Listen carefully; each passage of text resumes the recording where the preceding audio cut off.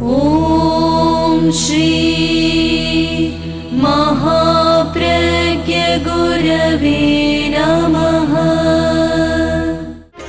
जिसके सांसों में रहता है शाश्वत शांति का स्पंदन, उस महाप्रज्ञ को वंदन, उस महाप्रज्ञ को वंदन।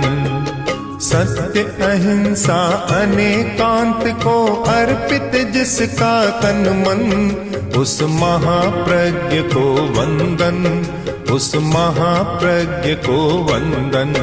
जिसके सांसों में रहता है शाश्वत शांति का स्पंदन, उस महाप्रज्ञ को वंदन, उस महाप्रज्ञ को वंदन।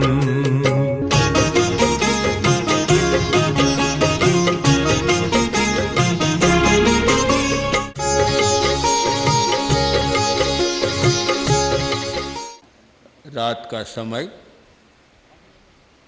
रात बीत चुकी, पश्चिम रात आई और एक आदमी ने सपना देखना शुरू किया। सपना देखा कि एक अप्सरा आई है और वह मुझे आकाश में उड़ा कर ले जा रही। तो उस आदमी ने पूछा कि तुम मुझे कहाँ ले जा रही हो? अप्सरा बोली, सपना तुम देख रहे हो, मैं देख रही हूँ। लगता है कि दुनिया एक सपने की सी बात है और इस स्वप्न को हम समझ लें तो कुछ यथार्थ की भूमि पर आए, यथार्थ की खोज करें और इस जीवन को सार्थक बनाएं। जीवन जो आदमी जीता है और एक लक्ष्य के साथ जीता है तो उसका निर्माण होता है। निर्माण जीवन की सफलता का पहला पद चिन्ह या आधार स्तंभ है। सिर्फ एक बात पर ही ध्यान केंद्रित करें कि लक्ष्य का निर्धारण किया या नहीं किया। जो व्यक्ति लक्ष्य का निर्धारण करता है उसकी सारी ऊर्जा उस लक्ष्य की ओर प्रस्थान कर देती है। जिसका कोई लक्ष्य नहीं होता ऊर्जा बिखर जाती है। लक्ष्य ठीक होता है तो आदमी की दिशा सही बन जाती है, गंतव्य सही होता है। और कोई लक्ष्य ही नहीं होता तो फिर कहाँ? शराबी था और टैक्सी वाला को पकड़ा के मुझे ले चलो, बैठ गया। अब टैक्सी वाला बोला कहाँ जाना है? अगर मुझे पता होता तो मैं तुम्हारी टैक्सी में क्यों बैठता? अब बोला कहाँ ले जाएगा? जब लक्ष्य ही नहीं है, कोई स्पष्ट नहीं है तो कोई ले जा नहीं सकता। जीवन की सफलता का पहला सूत्र है लक्ष्य का निर्धारण। हम लक्ष्य को निश्चित करें कि मुझे क्या बनना है, मैं क्या होना चाहती हूँ या चाहता हूँ, यह लक्ष्य का निर्धारण करें। जब लक्ष्य स्थिर हो गया तो फिर आगे कार्य बनता है, गंतव्य की धारणा बनती है, आदमी चलता है और एक दिन अवश्य वहाँ तक पहुँच जाता है। लक्ष्य की स्पष्टता बहुत साधारण सी बात है, बहुत बार मैं कहता हूँ, कोई मर्म की बात नहीं, किंतु लक्ष्य को पर प्रकाश डालने वाली बात है कि जिसको पता ही नहीं कि मुझे क्या बनना है और जब दूसरों की बातों में रहता है, विज्ञापनों की दुनिया में रहता है और कुछ रहता है, हजारों बातें सुनता है, हमारी शब्दों की दुनिया, और जहाँ शब्दों की परिक्रमा होती रहती है वहाँ आदमी रहता है। और जब अपना पक्का कोई लक्ष्य नहीं होता तो ठीक वही हालत होती है कि कहीं पहुँच नहीं पाता। स्टेशन मास्टर के पास गया और जाकर बोला बाबूजी टिकट दो। किस गांव का? कि गांव का मुझे पता नहीं, मेरे ससुराल का टिकट दे दो। उसने कहा गांव का नाम बताओ। कि गांव का नाम का तो मुझे पता नहीं। जिसको यह लक्ष्य का ही पता नहीं कि गंतव्य क्या है, मुझे कहाँ जाना है, मुझे क्या होना है, क्या बनना है, कुछ भी नहीं हो सकता।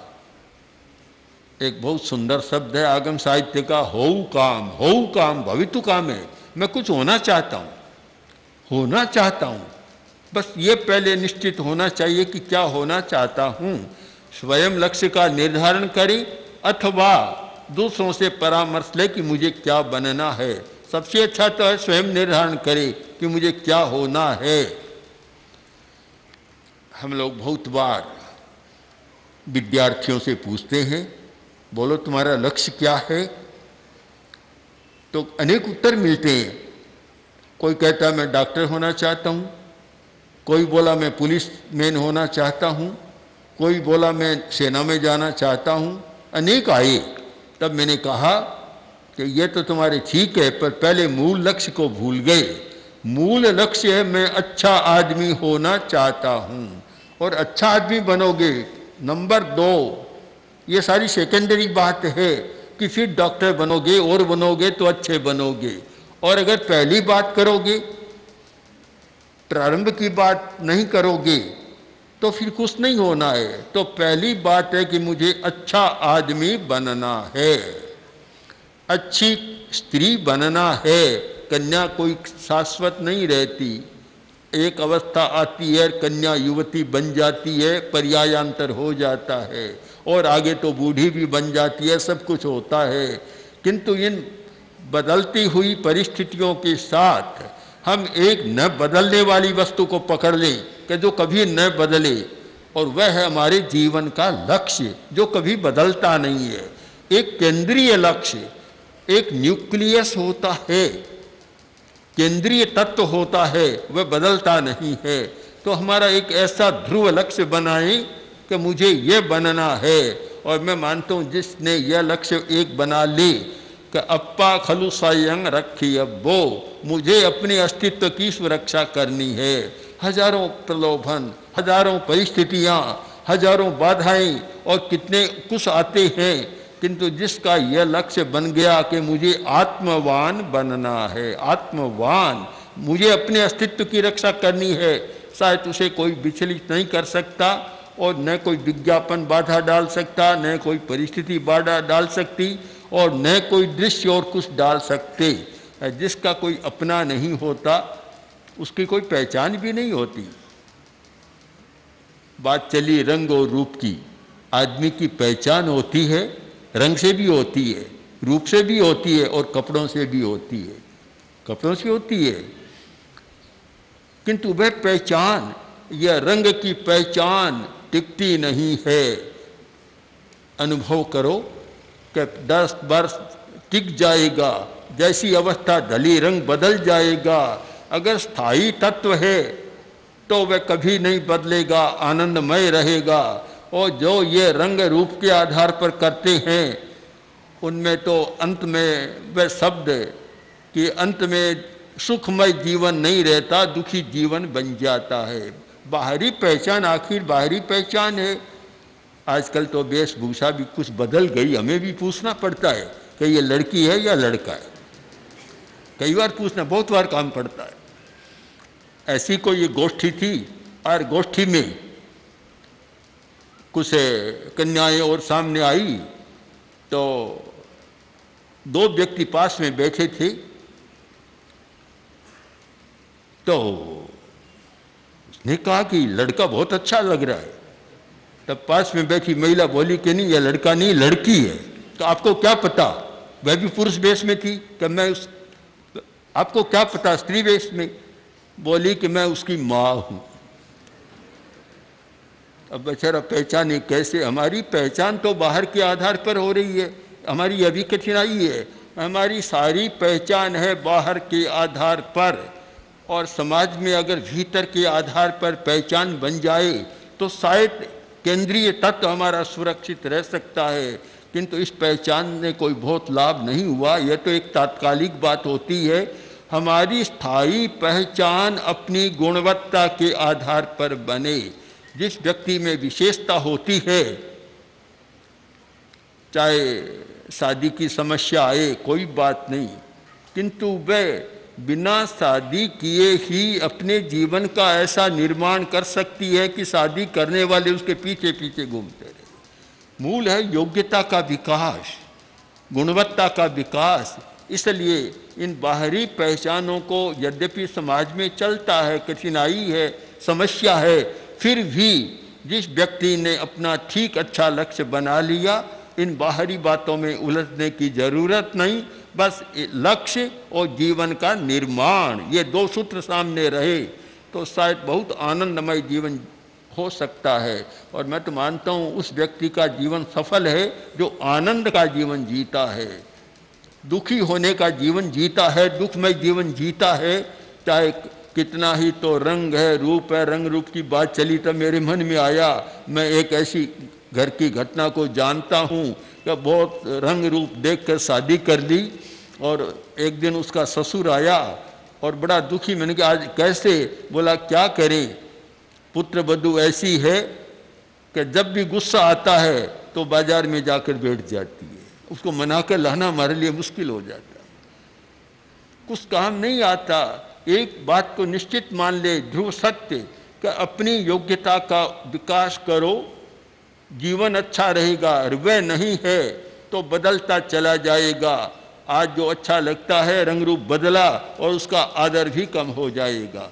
इसको कभी सत्य मत मानो, सच्चाई मानकर इस पर अटको मत। जो दक्षिण भारत से ये लोग आए हैं, नाहर और ललित जैन और कुछ साथ में लाए हैं, धर्म चक्रवर्ती, मुझे तो कोई बात छूती नहीं है, बड़ी कठिनाई है। कारण कि जब अहंकार हो तब तो कोई बात छूती है कि बहुत बड़ा काम हो गया, और अहंकार विलय तो जीवन का प्रारंभ से वृद्ध रहा, बचपन से कभी अहंकार आया नहीं, याद ही नहीं कभी अहंकार आया हो किसी बात पर। बहुत सारी विशेष बातें सामने आई पर अहंकार कभी छुआ नहीं, तो इसलिए मेरे लिए कोई खास बात मुझे लगती नहीं। किसी ने पूछा, पत्रकार ने पूछा क्या हुआ, क्योंकि जिस दिन छुएगा तब बताऊंगा क्या हुआ, अभी तो वह स्पर्श नहीं कर रहा है। अहंकार होता है तो एक छोटा भी पता नहीं कैसी बात कर देता है। कच्चा पुल था, हाथी और चूहा दोनों जा रहे थे, दोनों में दोस्ती हो गई। पुल कच्चा था, हाथी गया, पुल टूटी और चूहा भी नदी में गिरा, हाथी भी गिरा। तब चूहा तैरता हुआ बोला, देखो मैंने पहले भी कहा था कि पुल कच्चा, हम दोनों का भार सहन नहीं कर सकेगा।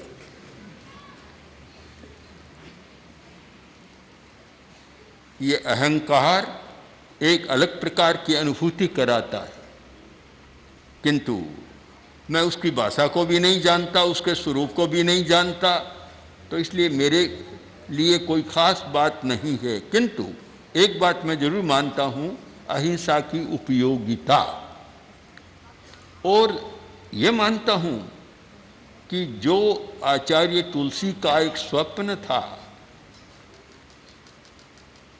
और उन्होंने जिस क्षेत्र में काम किया, एक सार्वभौम सार्वदेशिक कार्य किया कि न जात पात न कोई संप्रदाय, सबसे ऊपर उठकर, और 50 वर्ष तक की साधना आचार्य वर्ग की इस क्षेत्र में रही और मैं भी साथ रहा, तो उसका एक परिणाम मानता हूँ कि अहिंसा यात्रा के साथ, उससे पहले भी और विशेषतः अहिंसा यात्रा के दौरान हिंदुस्तान के धर्म गुरुओं के प्रति मेरे मन में और मेरे प्रति उनके मन में जो एक विशेष श्रद्धा सद्भावना जागृत हुई है, उसका परिणाम मैं जरूर मानता हूँ।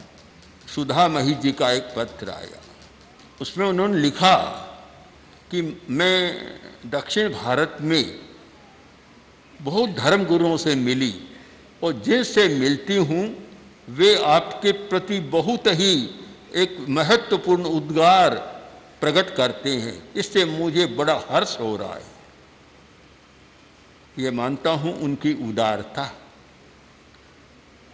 बाल गंगाधर स्वामी जो कर्नाटक के प्रमुख एक मठाधीश है, चुनचुन आदिगिरी के मठाधीश, और बहुत बड़े उनके हाथ में कर्तृत्व के वाले काम है, इतने बड़े बड़े काम कर रहे हैं, इतने बड़े बड़े महाविद्यालय, कॉलेज, 2 कॉलेज सिर्फ सुधा मई जी ने देख, उन्होंने लिखा कि मैं देखकर आश्चर्य में रह गई और हमें भी ऐसा काम करना चाहिए। बहुत बड़े वहाँ के हैं प्रथम बार आए और ये नाहर मूलचंद जो छोटा सा लगता है, पर कभी छोटा आदमी बहुत खोटा भी होता है। छोटा है पर इतना धुनी है, और ये ललित जैन साथ में है, सारे ये लोग ये लाए। अब आने के बाद पता नहीं क्या हुआ कि हमारा प्रथम मिलन था तो ऐसा हो गया कि जैसे कोई सदा से हमारे साथ ही रही। उन्होंने जाकर जो जो कहा वह कहते हुए मुझे संकोच होता है, मैं कहूँगा भी नहीं वैसा रहा, किंतु इतना आत्मीय भाव बन गया। और जब सबको लगा कि इनका इतना है तो दूसरे धर्मगुरु जो ये शिवरात्रि जी मैसूर के उतने ही बड़े मठाधीश है वे सब लोग आए और सब लोगों का मिलन हुआ। तो ये अहिंसा की बात विशेषता मानूं, अहिंसा यात्रा का जो कार्यक्रम है उसका मानूं कि सबका मन एक हमारे प्रति समर्पित जैसा हो गया, हम एक मेघ जैसे हो गए। और मैं मानता हूँ कार्यक्रम जो है वह आज की समस्या को सुलझाने वाला कार्यक्रम है। और इस पर चर्चा कर रहे थे कि वर्तमान की जो समस्या है जब तक उसका निवारण नहीं होगा तो यह हिंसा की बाढ़ को कभी रोका नहीं जा सकेगा। और समस्या है कि आदमी भूखा है, रोटी का अभाव है। जब तक उस समस्या का समाधान नहीं और हम अहिंसा के गुणगान करें, बखान करें, अहिंसा का महत्व बतलाएं, छोटा मोटा कोई काम कर लें और मन को राजी कर लें, संतोष मान लें, कोई बहुत बड़ी बात मुझे तो नहीं लगती है। जब मूल समस्या को नहीं पकड़ेंगे, भगवान महावीर की दृष्टि थी कि समस्या के मूल को पकड़ो। कुछ धर्माचार्य थे ऊपर की बात कहते थे, तो महावीर का सूत्र रहा अग्गम च मूलम च छिंदय, अग्र को भी पकड़ो और मूल को भी पकड़ो। जब तक मूल जड़ को नहीं पकड़ोगे तब तक तो यह सब कुछ होता रहेगा। हमें जड़ तक पहुंचना है। जड़ कैसी है?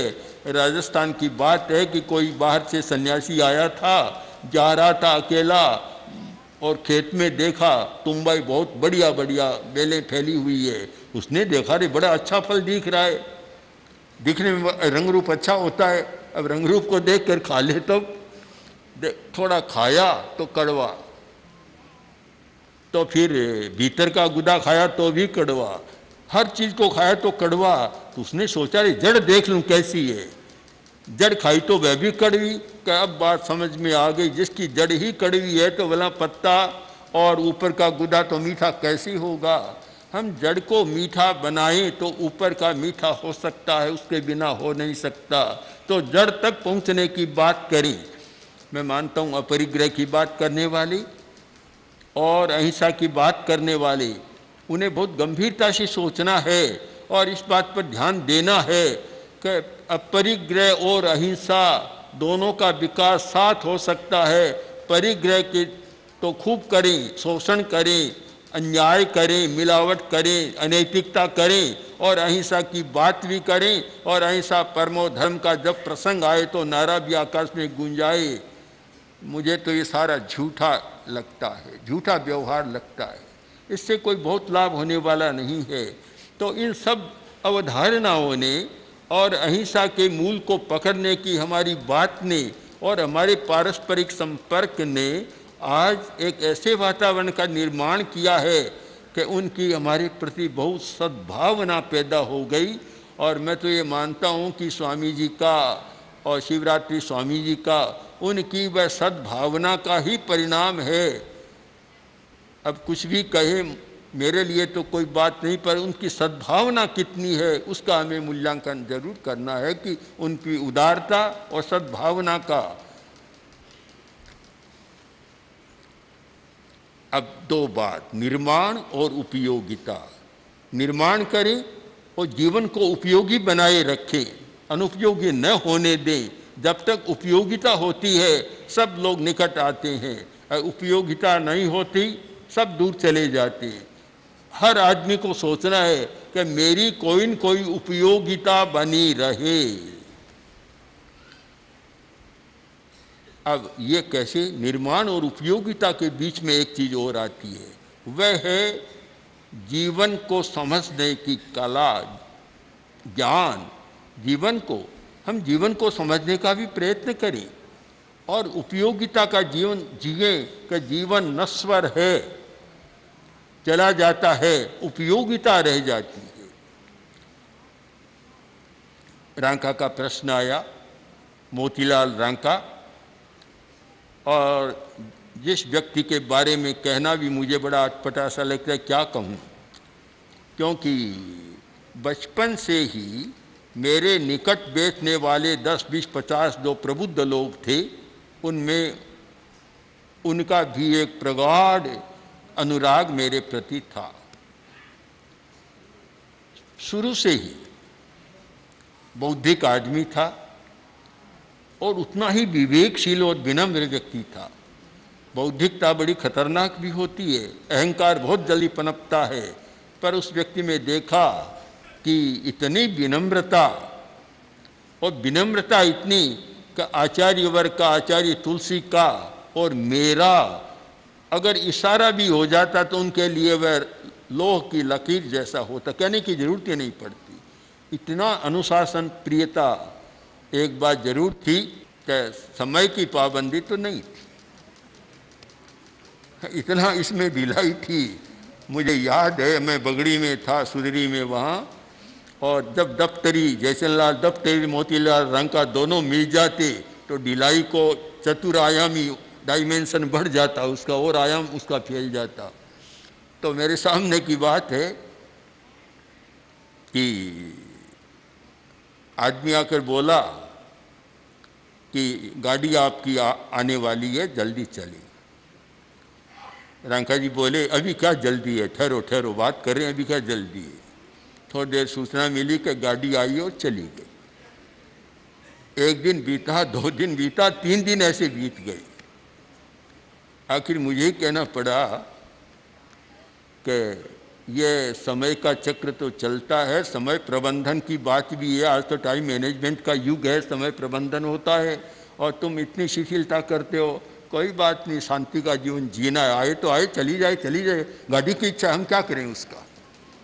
परंतु अनेक क्षेत्रों में जो उन्होंने काम किया, यानी ये कहूँ कि भिक्षु दर्शन के व्याख्याता, प्रवक्ता कुछ व्यक्ति थे, तो उनमें प्रथम पंक्ति में 2-4 नाम थे, उनमें था मोती रांका।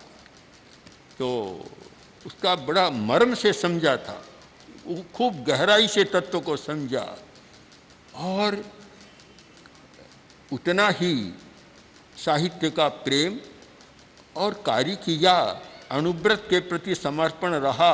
अणु विभाग को प्राणवान बनाने में उनका योग बराबर बना रहा, जैसा मोहन जी ने कहा, सोहन जी गांधी ने कहा, सब ने कहा।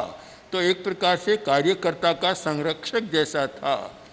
तो एक दुर्लभ व्यक्ति था। उतना ही गुरुदेव का अनुग्रह उन्हें प्राप्त होता रहा, आचार्य तुलसी का अनुग्रह पूरा प्राप्त था उनको।